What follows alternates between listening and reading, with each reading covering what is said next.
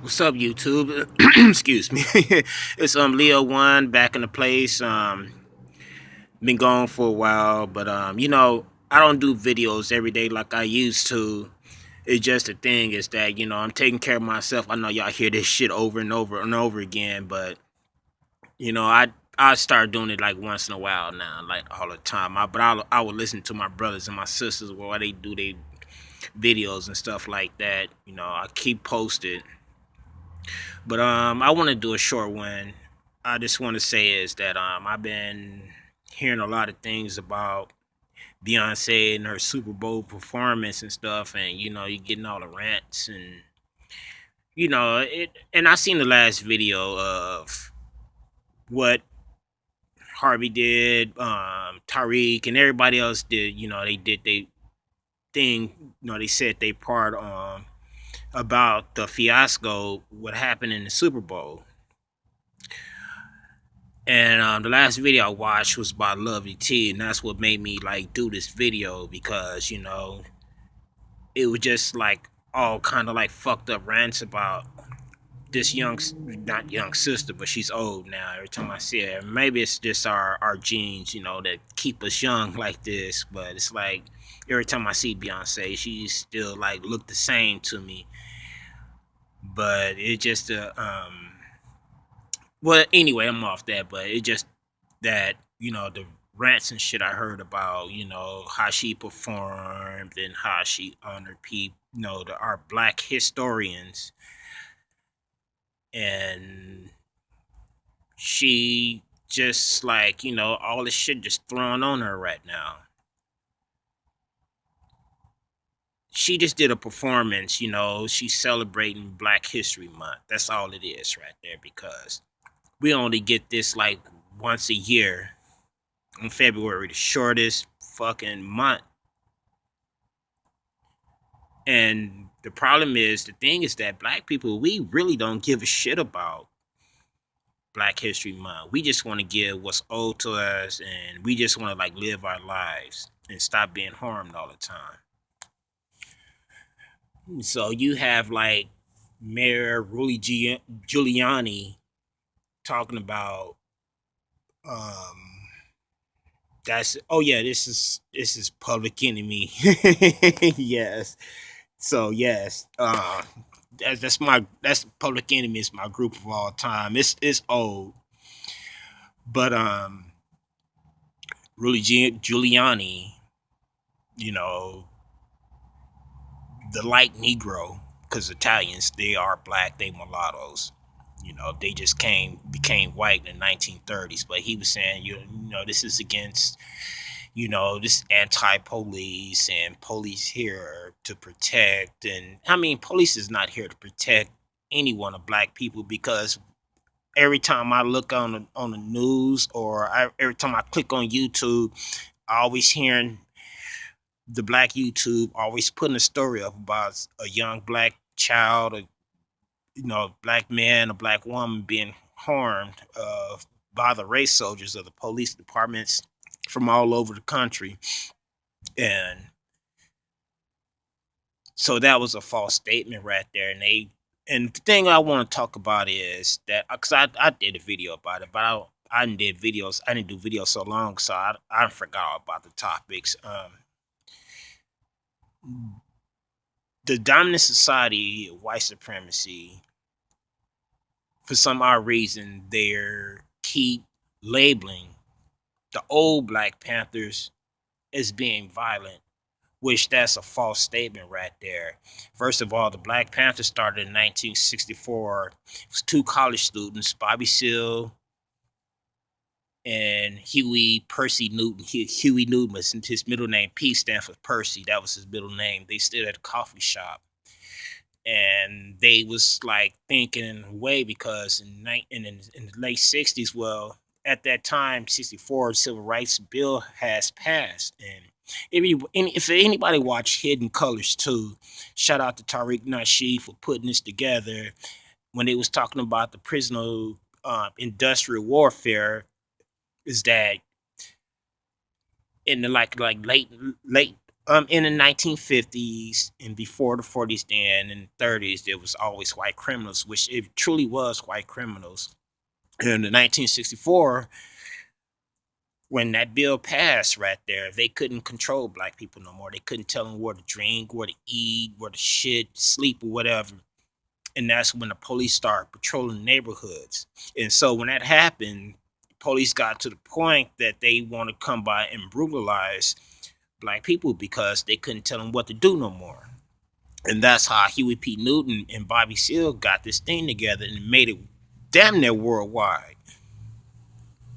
I mean, chapter at that time, Huey, the Black Panthers, period.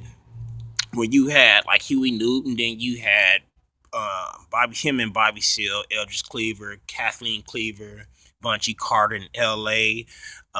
You had Fred Hampton in Chicago, and you had the Shakors back in the East Coast right there. So that was like a potential threat. But see, the thing is, the Black Panthers never was violence. They was by protecting themselves from being harmed by the brutalizations by the police department.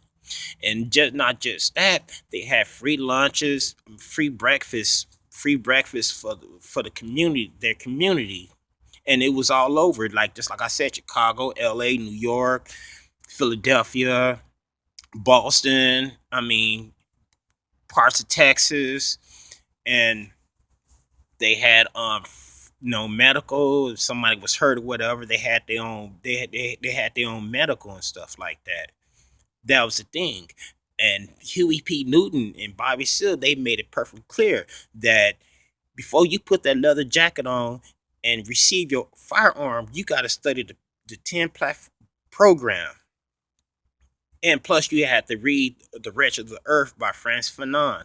You had to read those things. You had to go to certain obstacles to graduate to get that leather jacket. They just didn't like say, hey, all right, brother, come on in and put that leather jacket on. It wasn't like that.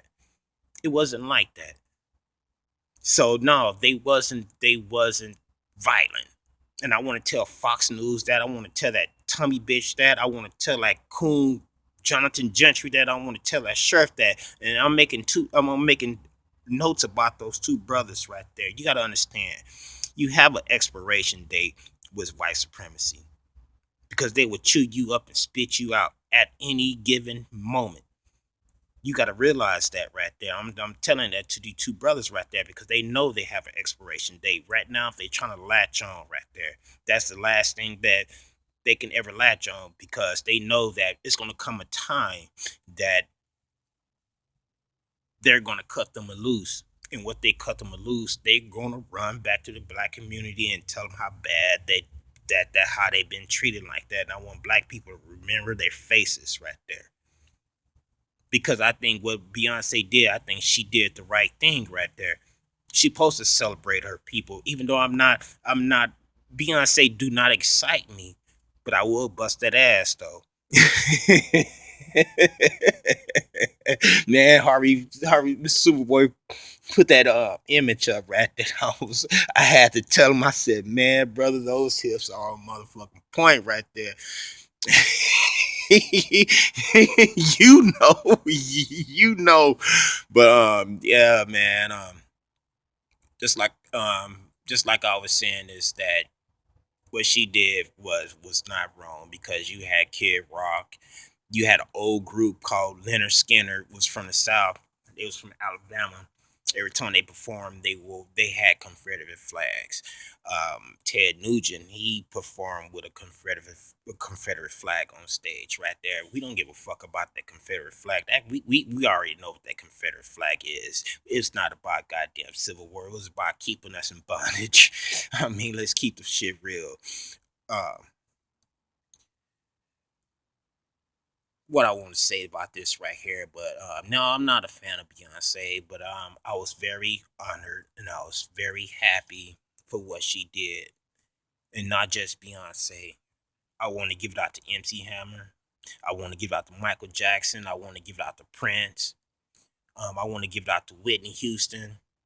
I mean, they all stole the fucking show. Let's just keep it 100 right there. Let's keep that shit real.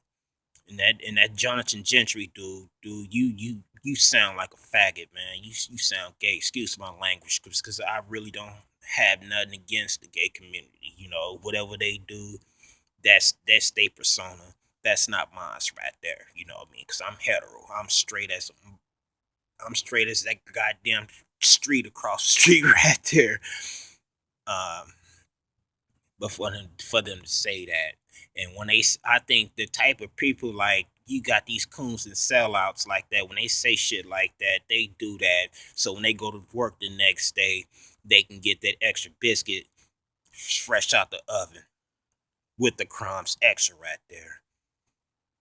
But just like I want to say right there, because once I'm gonna tell black people like this again, you think you cool with them, but at the same time they watching you, and you have to watch them too. Because if you don't watch them, they watching you. Chances are they got some shit up their sleeve right there, and pretty soon they gonna reveal it to you, and it's gonna catch you unexpected. And I say that to all these uncle not Uncle Toms, but these turnbacks, because that's all they is. They turn their back on their own community, but when they get done back, they deliver their ass back on our porch. And pretty soon we're gonna have to put return to sender. All right, Leo 1, I'm out here. Peace, one love.